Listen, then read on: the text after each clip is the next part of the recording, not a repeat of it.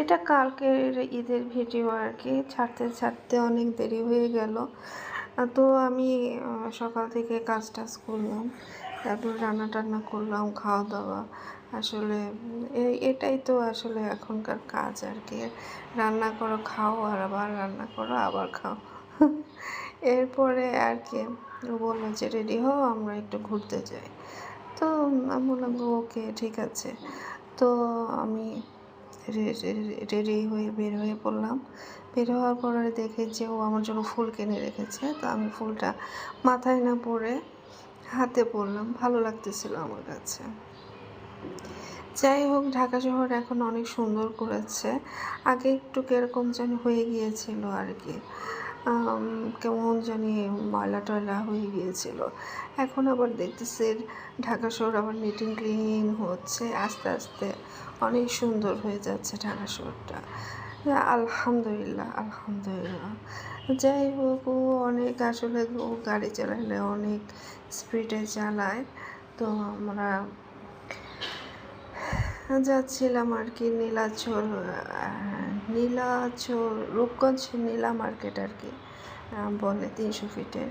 তো ওদিকেই আসলে যাওয়াটা পরে আমরা মনে করেছিলাম সব কিছু বন্ধ থাকবে, কারণ আজকে ঈদের দিন সবাই মনে হয় গরু কাটা ছাগল কাটা এগুলো নিয়ে ব্যস্ত থাকবে। তো নীলাচল মার্কেটে যাচ্ছি শুধু শুধু, তো ওখানে মনে হয় ভিড় থাকবে না, লোকজনের কোলাহল থাকবে না। তো আসলে এদিকে আসলে আর্মিদের হাতে রাস্তাঘাট এটি হয়েছে, তো এই জন্য এত সুন্দর।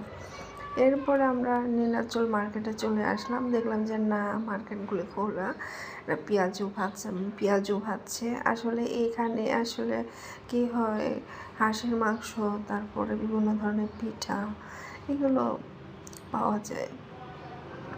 আর এখানে নদী আছে, নদীতে অনেক সময় দেখা যায় জাহাজ যাচ্ছে, তারপরে